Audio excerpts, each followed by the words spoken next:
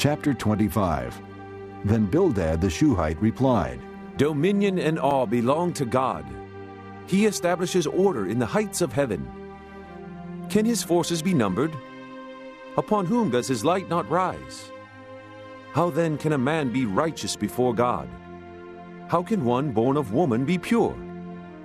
If even the moon is not bright and the stars are not pure in his eyes, how much less man, who is but a maggot, a son of man, who is only a worm? Chapter 26. Then Job replied, How you have helped the powerless, how you have saved the arm that is feeble. What advice you have offered to one without wisdom, and what great insight you have displayed. Who has helped you utter these words, and whose spirit spoke from your mouth?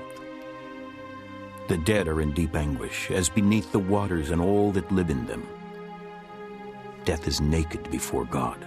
Destruction lies uncovered. He spreads out the northern skies over empty space. He suspends the earth over nothing. He wraps up the waters in his clouds, yet the clouds do not burst under their weight. He covers the face of the full moon, spreading his clouds over it. He marks out the horizon on the face of the waters for a boundary between light and darkness. The pillars of the heavens quake, aghast at his rebuke. By his power he churned up the sea. By his wisdom he cut Rahab to pieces. By his breath the skies became fair. His hand pierced the gliding serpent. And these are but the outer fringes of his works. How faint the whisper we hear of him. Who then can understand the thunder of his power? Chapter 27. And Job continued his discourse. As surely as God lives, who has denied me justice, the Almighty, who has made me taste the bitterness of soul, as long as I have life within me, the breath of God in my nostrils, my lips will not speak wickedness, and my tongue will utter no deceit. I will never admit you are in the right. Till I die, I will not deny my integrity. I will maintain my righteousness and never let go of it. My conscience will not reproach me as long as I live. May my enemies be like the wicked, my adversaries like the unjust. For what hope has the godless when he is cut off, when God takes away his life? Does God listen to his cry when distress comes upon him? Will he find delight in the Almighty? Will he call upon God at all times? I will teach you about the power of God. The ways of the Almighty I will not conceal. You have all seen this yourselves. Why then this meaningless talk? Here is the fate God allots to the wicked, the heritage a ruthless man receives from the Almighty. However many his children, their fate is the sword. His offspring will never have enough to eat. The plague will bury those who survive him, and their widows will not weep for them. Though he heaps up silver like dust and clothes like piles of clay, what he lays up the righteous will wear, and the innocent will divide his silver. The house he builds is like a moth's cocoon, like a hut made by a watchman. He lies down wealthy, but will do so no more. When he opens his eyes, all is gone. Terrors overtake him like a flood. A tempest snatches him away in the night. The east wind carries him off, and he is gone. It sweeps him out of his place. It hurls itself against him without mercy as he flees headlong from its power. It claps its hands in derision and hisses him out of his place. Chapter 28. There is a mine for silver in a place where gold is refined. Iron is taken from the earth, and copper is smelted from ore. Man puts an end to the darkness. He searches the farthest recesses for ore in the blackest darkness. Far from where people dwell, he cuts a shaft in places forgotten by the foot of man. Far from men he dangles and sways. The earth, from which food comes, is transformed below as by fire. Sapphires come from its rocks, and its dust contains nuggets of gold. No bird of prey knows that hidden path. No falcon's eye has seen it. Proud beasts do not set foot on it, and no lion prowls there. Man's hand assaults the flinty rock and lays bare the roots of the mountains. He tunnels through the rock. His eyes see all its treasures. He searches the sources of the rivers and brings hidden things to light. But where can wisdom be found? Where does understanding dwell? Man does not comprehend its worth. It cannot be found in the land of the living. The deep says, "It is not in me." The sea says, "It is not with me."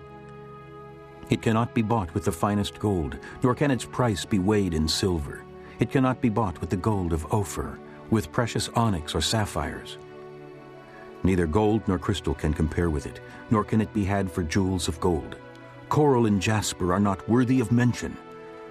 The price of wisdom is beyond rubies. The topaz of Cush cannot compare with it. It cannot be bought with pure gold. Where then does wisdom come from? Where does understanding dwell?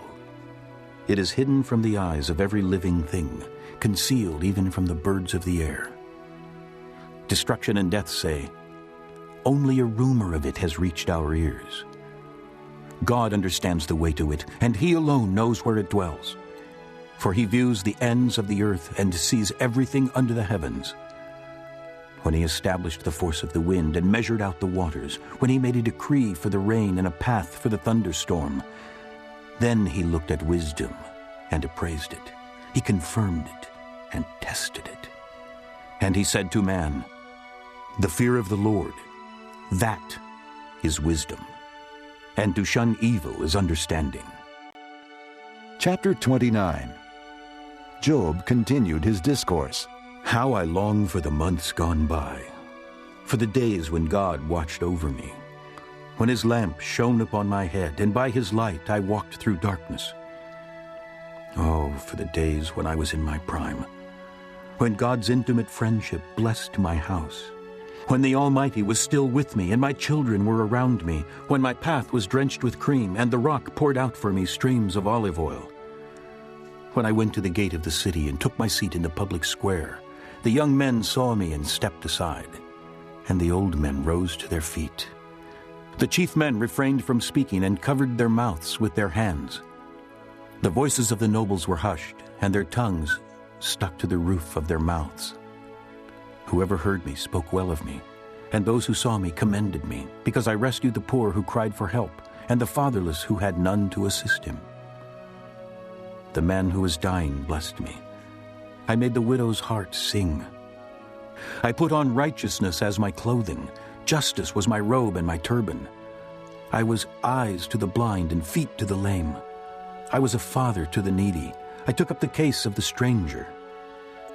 I broke the fangs of the wicked and snatched the victims from their teeth.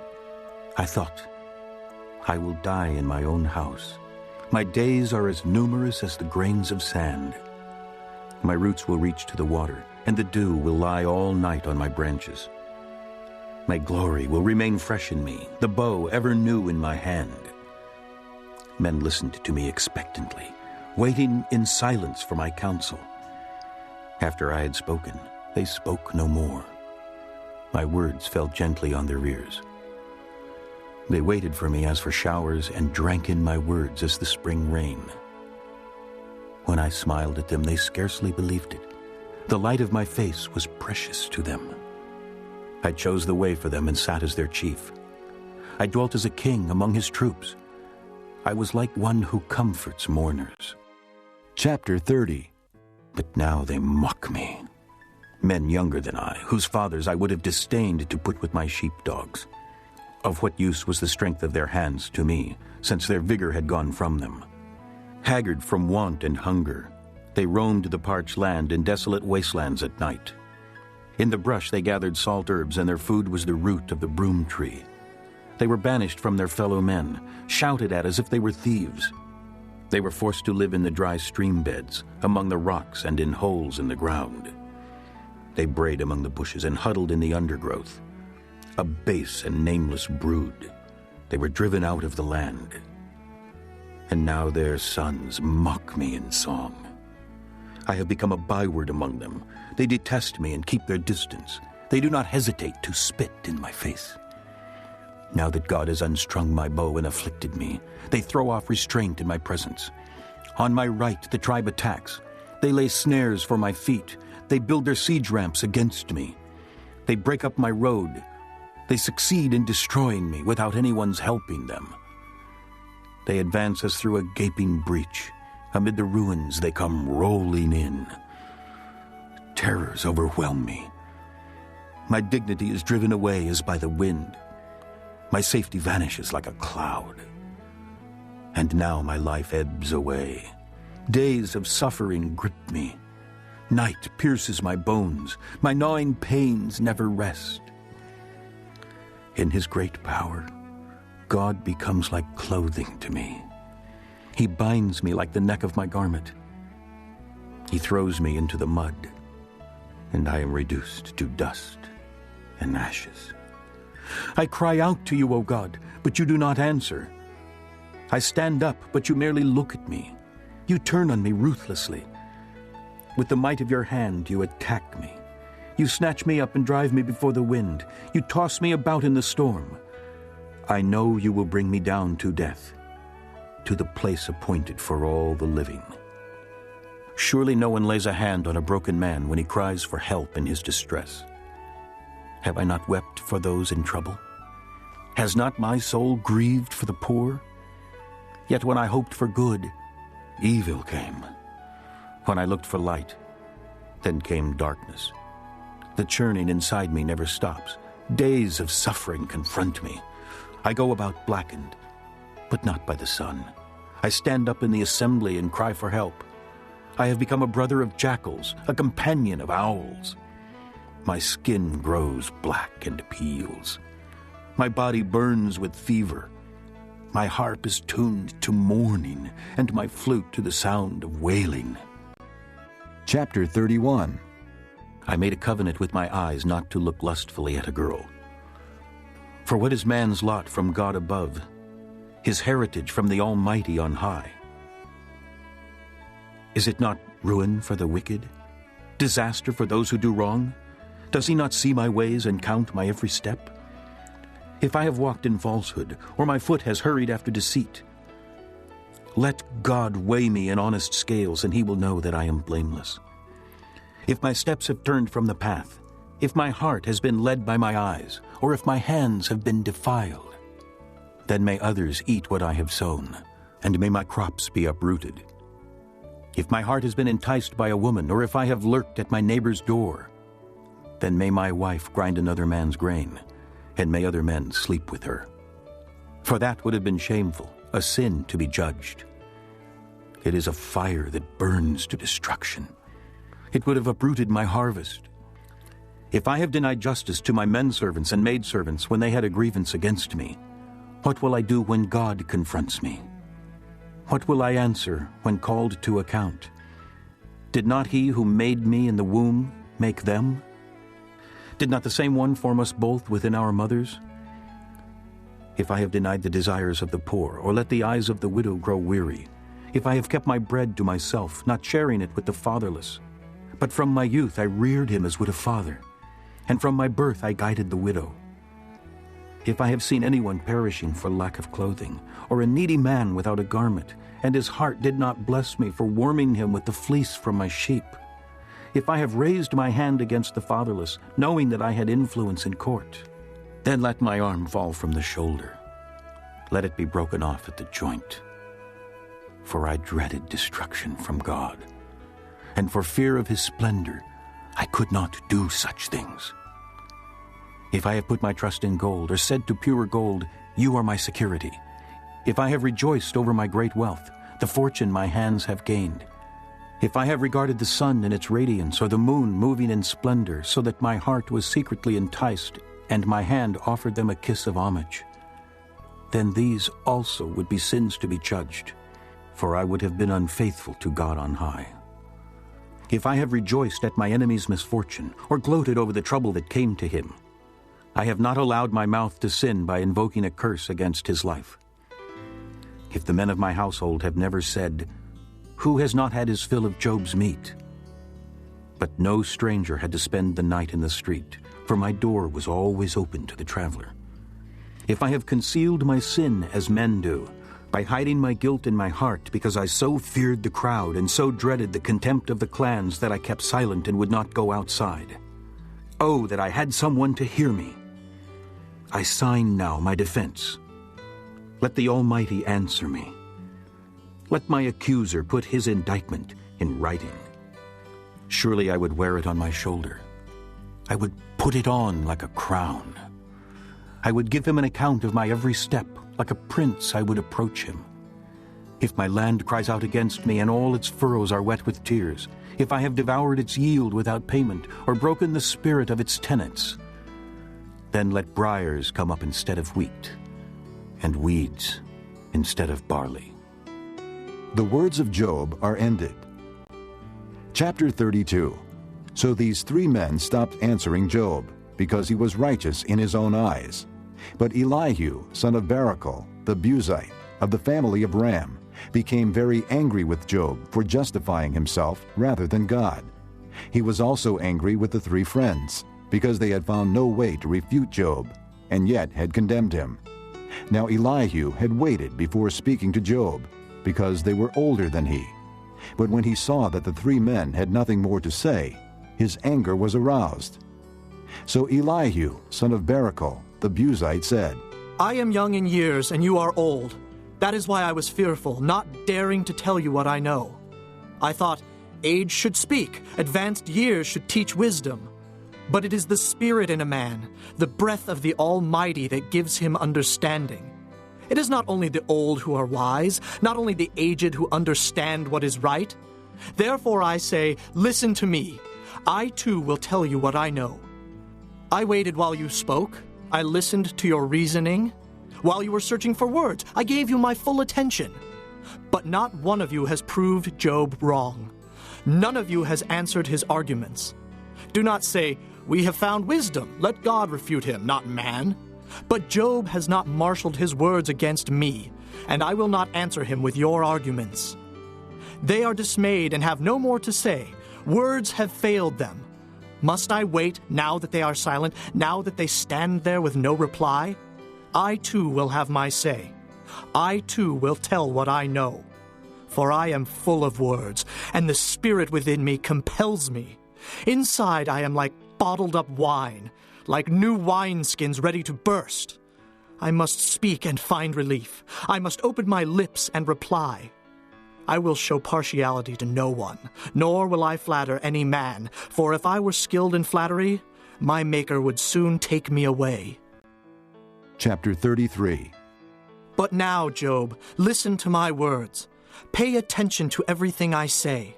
I am about to open my mouth. My words are on the tip of my tongue. My words come from an upright heart. My lips sincerely speak what I know. The Spirit of God has made me. The breath of the Almighty gives me life. Answer me then if you can. Prepare yourself and confront me. I am just like you before God. I too have been taken from clay. No fear of me should alarm you, nor should my hand be heavy upon you. But you have said in my hearing, I heard the very words, I am pure and without sin. I am clean and free from guilt. Yet God has found fault with me. He considers me his enemy. He fastens my feet in shackles. He keeps close watch on all my paths. But I tell you, in this you are not right, for God is greater than man. Why do you complain to him that he answers none of man's words? For God does speak, now one way, now another, though man may not perceive it. In a dream, in a vision of the night, when deep sleep falls on men as they slumber in their beds, he may speak in their ears and terrify them with warnings, to turn man from wrongdoing and keep him from pride, to preserve his soul from the pit, his life from perishing by the sword. Or a man may be chastened on a bed of pain with constant distress in his bones, so that his very being finds food repulsive and his soul loathes the choicest meal. His flesh wastes away to nothing, and his bones, once hidden, now stick out. His soul draws near to the pit, and his life to the messengers of death. Yet if there is an angel on his side as a mediator, 1 out of 1,000, to tell a man what is right for him, to be gracious to him and say, spare him from going down to the pit. I have found a ransom for him. Then his flesh is renewed like a child's. It is restored as in the days of his youth. He prays to God and finds favor with him. He sees God's face and shouts for joy. He is restored by God to his righteous state. Then he comes to men and says, I sinned and perverted what was right, but I did not get what I deserved. He redeemed my soul from going down to the pit, and I will live to enjoy the light. God does all these things to a man, twice, even 3 times, to turn back his soul from the pit, that the light of life may shine on him. Pay attention, Job, and listen to me. Be silent, and I will speak. If you have anything to say, answer me. Speak up, for I want you to be cleared. But if not, then listen to me. Be silent, and I will teach you wisdom. Chapter 34. Then Elihu said, Hear my words, you wise men. Listen to me, you men of learning.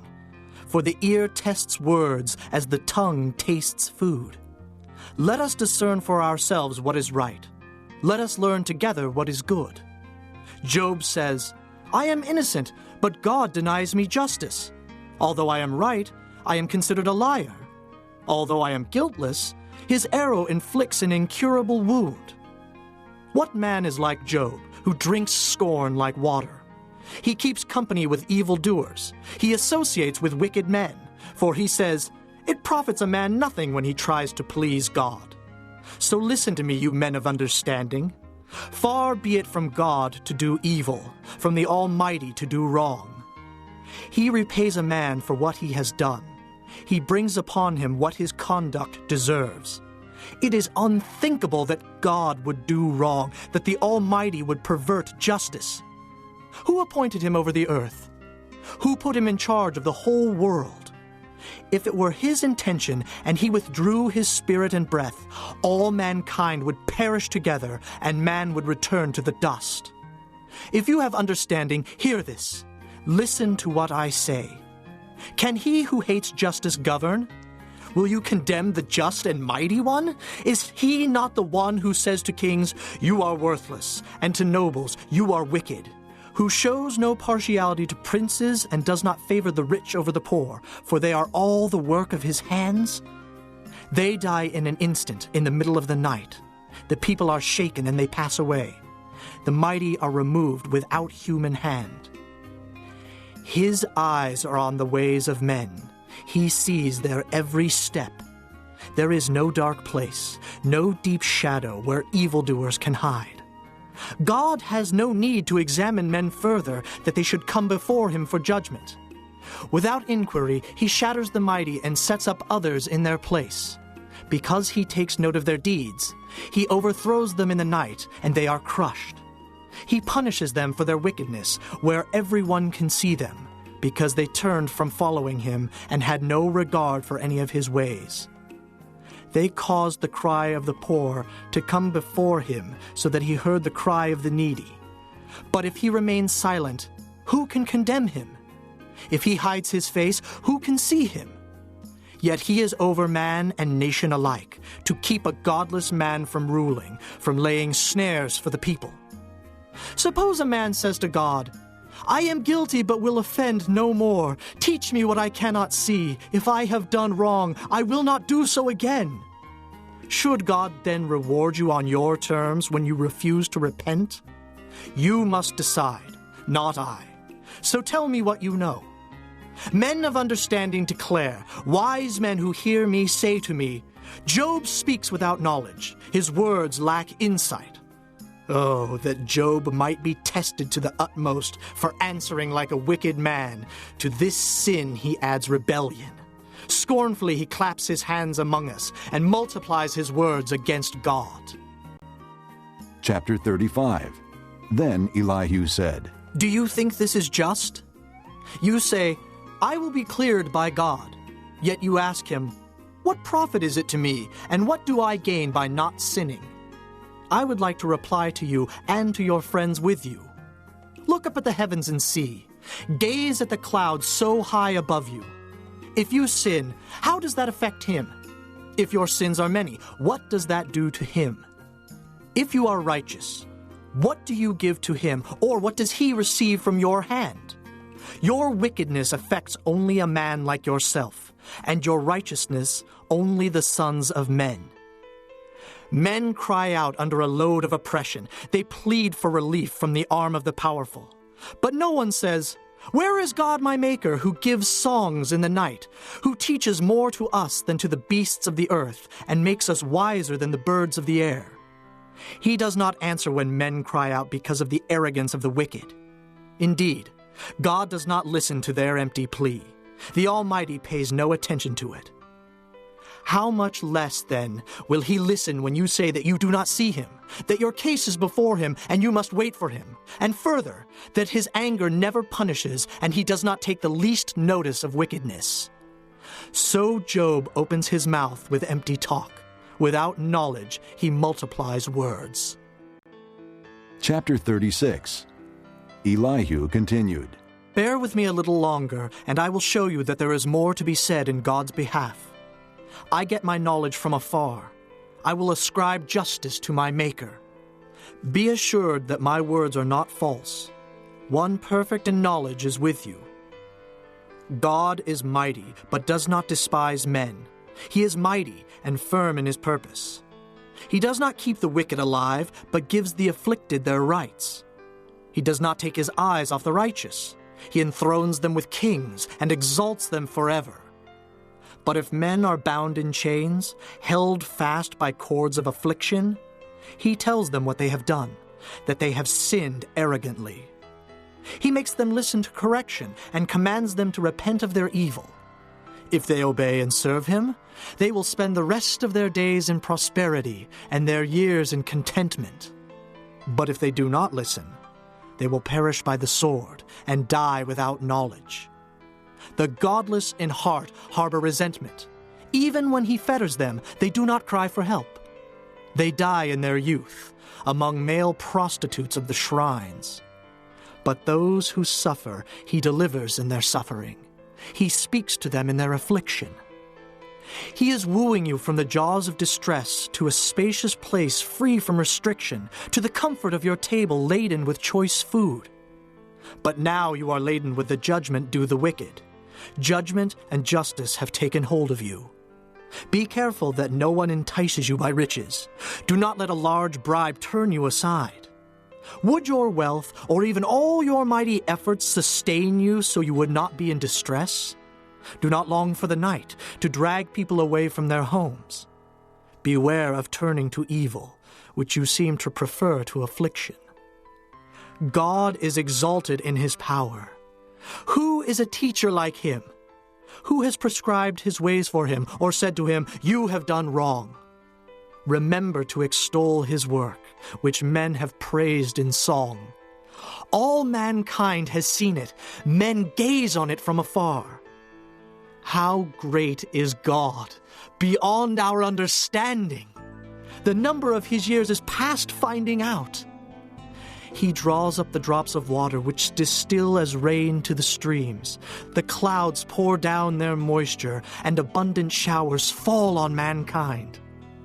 Who can understand how he spreads out the clouds, how he thunders from his pavilion? See how he scatters his lightning about him, bathing the depths of the sea.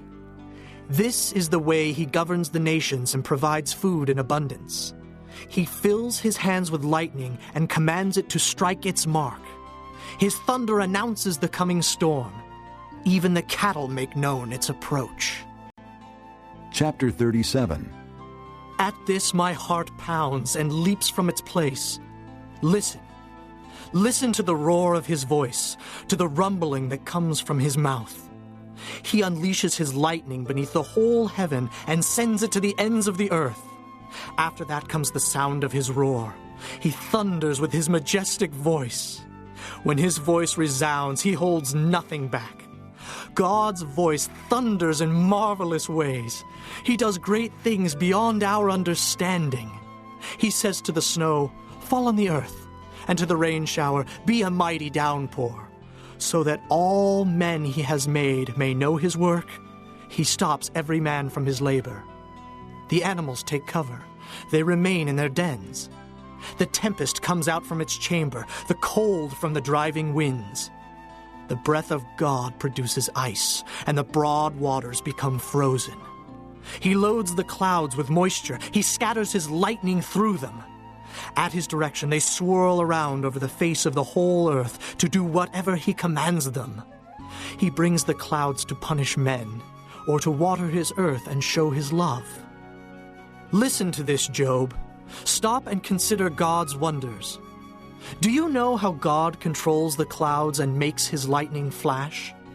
Do you know how the clouds hang poised, those wonders of him who is perfect in knowledge? You who swelter in your clothes when the land lies hushed under the south wind, can you join him in spreading out the skies, hard as a mirror of cast bronze? Tell us what we should say to him. We cannot draw up our case because of our darkness. Should he be told that I want to speak?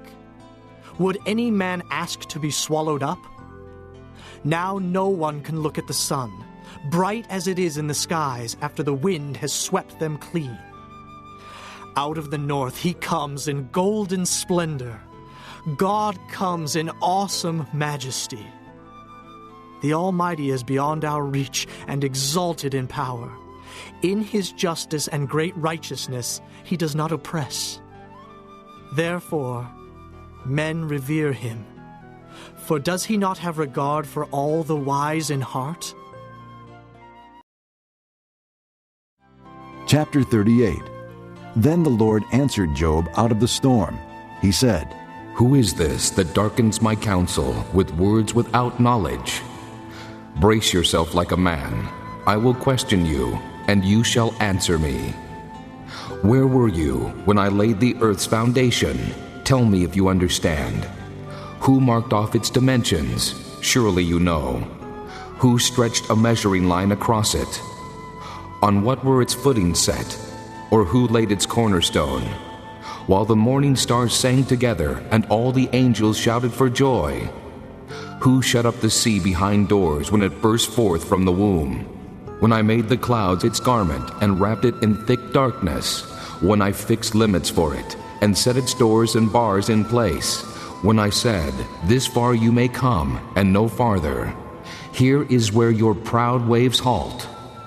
Have you ever given orders to the morning, or shown the dawn its place, that it might take the earth by the edges and shake the wicked out of it? The earth takes shape like clay under a seal. Its features stand out like those of a garment. The wicked are denied their light, and their upraised arm is broken. Have you journeyed to the springs of the sea, or walked in the recesses of the deep? Have the gates of death been shown to you? Have you seen the gates of the shadow of death? Have you comprehended the vast expanses of the earth? Tell me if you know all this. What is the way to the abode of light? And where does darkness reside? Can you take them to their places? Do you know the paths to their dwellings? Surely you know, for you were already born. You have lived so many years. Have you entered the storehouses of the snow, or seen the storehouses of the hail, which I reserve for times of trouble, for days of war and battle? What is the way to the place where the lightning is dispersed, or the place where the east winds are scattered over the earth? Who cuts a channel for the torrents of rain, and a path for the thunderstorm, to water a land where no man lives, a desert with no one in it, to satisfy a desolate wasteland and make it sprout with grass? Does the rain have a father? Who fathers the drops of dew? From whose womb comes the ice? Who gives birth to the frost from the heavens, when the waters become hard as stone, when the surface of the deep is frozen? Can you bind the beautiful Pleiades? Can you loose the cords of Orion? Can you bring forth the constellations in their seasons, or lead out the bear with its cubs? Do you know the laws of the heavens? Can you set up God's dominion over the earth? Can you raise your voice to the clouds and cover yourself with a flood of water? Do you send the lightning bolts on their way? Do they report to you, Here we are? Who endowed the heart with wisdom, or gave understanding to the mind? Who has the wisdom to count the clouds? Who can tip over the water jars of the heavens when the dust becomes hard and the clods of earth stick together? Do you hunt the prey for the lioness and satisfy the hunger of the lions when they crouch in their dens or lie in wait in a thicket? Who provides food for the raven when its young cry out to God and wander about for lack of food? Chapter 39. Do you know when the mountain goats give birth? Do you watch when the doe bears her fawn? Do you count the months till they bear? Do you know the time they give birth? They crouch down and bring forth their young. Their labor pains are ended. Their young thrive and grow strong in the wilds. They leave and do not return. Who let the wild donkey go free? Who untied his ropes? I gave him the wasteland as his home, the salt flats as his habitat. He laughs at the commotion in the town. He does not hear a driver's shout. He ranges the hills for his pasture and searches for any green thing. Will the wild ox consent to serve you? Will he stay by your manger at night? Can you hold him to the furrow with a harness? Will he till the valleys behind you? Will you rely on him for his great strength? Will you leave your heavy work to him? Can you trust him to bring in your grain and gather it to your threshing floor? The wings of the ostrich flap joyfully, but they cannot compare with the pinions and feathers of the stork. She lays her eggs on the ground and lets them warm in the sand, unmindful that a foot may crush them, that some wild animal may trample them. She treats her young harshly, as if they were not hers. She cares not that her labor was in vain, for God did not endow her with wisdom or give her a share of good sense. Yet, when she spreads her feathers to run, she laughs at horse and rider. Do you give the horse his strength, or clothe his neck with a flowing mane? Do you make him leap like a locust, striking terror with his proud snorting? He paws fiercely, rejoicing in his strength, and charges into the fray. He laughs at fear, afraid of nothing. He does not shy away from the sword.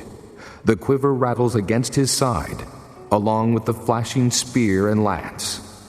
In frenzied excitement, he eats up the ground. He cannot stand still when the trumpet sounds.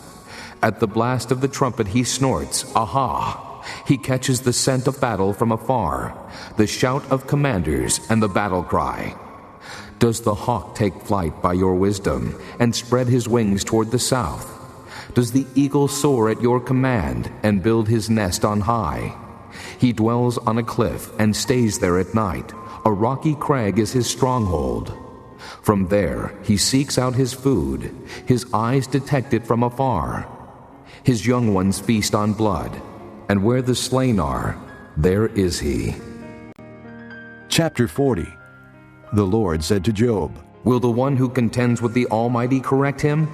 Let him who accuses God answer him. Then Job answered the Lord, I am unworthy. How can I reply to you? I put my hand over my mouth. I spoke once, but I have no answer. Twice, but I will say no more. Then the Lord spoke to Job out of the storm.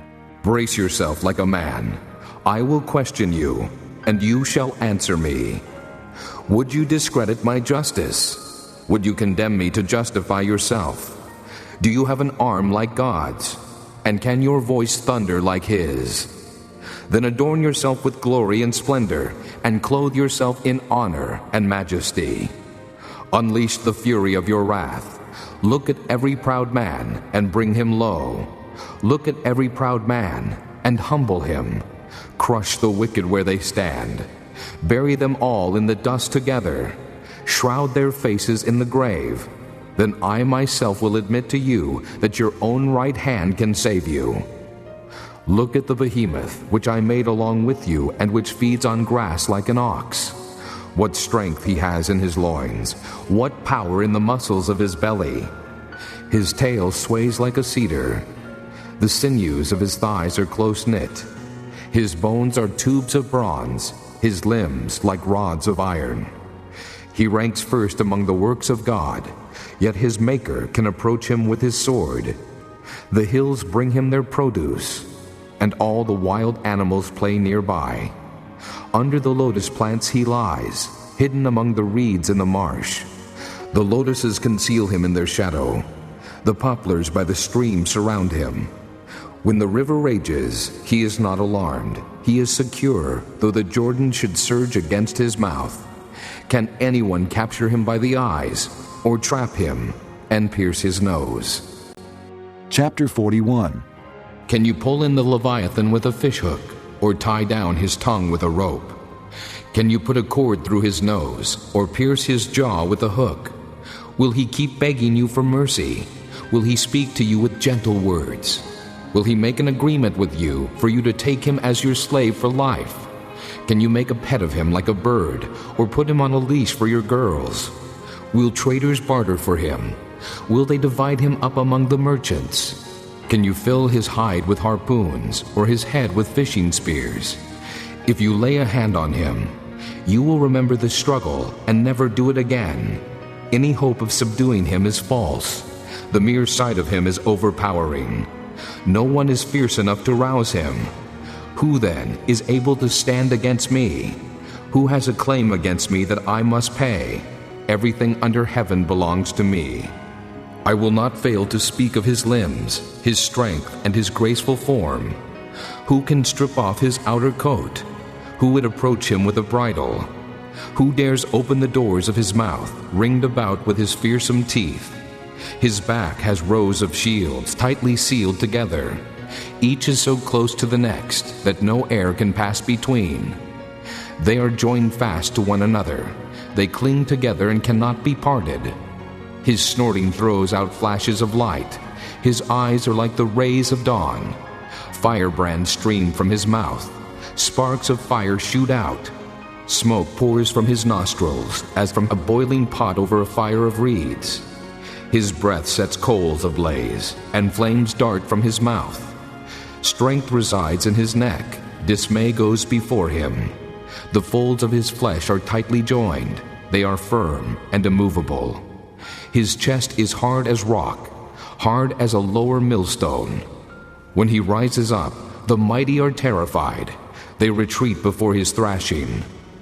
The sword that reaches him has no effect, nor does the spear, or the dart, or the javelin. Iron he treats like straw, and bronze like rotten wood. Arrows do not make him flee. Sling stones are like chaff to him. A club seems to him but a piece of straw. He laughs at the rattling of the lance. His undersides are jagged potsherds, leaving a trail in the mud like a threshing sledge. He makes the depths churn like a boiling cauldron, and stirs up the sea like a pot of ointment. Behind him he leaves a glistening wake. One would think the deep had white hair. Nothing on earth is his equal, a creature without fear. He looks down on all that are haughty. He is king over all that are proud. Chapter 42. Then Job replied to the Lord, I know that you can do all things. No plan of yours can be thwarted. You asked, who is this that obscures my counsel without knowledge? Surely I spoke of things I did not understand, things too wonderful for me to know. You said, listen now, and I will speak. I will question you, and you shall answer me. My ears had heard of you, but now my eyes have seen you. Therefore I despise myself, and repent in dust and ashes. After the Lord had said these things to Job, he said to Eliphaz the Temanite, I am angry with you and your two friends, because you have not spoken of me what is right, as my servant Job has. So now, take 7 bulls and 7 rams, and go to my servant Job and sacrifice a burnt offering for yourselves. My servant Job will pray for you, and I will accept his prayer, and not deal with you according to your folly. You have not spoken of me what is right, as my servant Job has. So Eliphaz the Temanite, Bildad the Shuhite, and Zophar the Naamathite did what the Lord told them, and the Lord accepted Job's prayer. After Job had prayed for his friends, the Lord made him prosperous again, and gave him twice as much as he had before. All his brothers and sisters, and everyone who had known him before, came and ate with him in his house.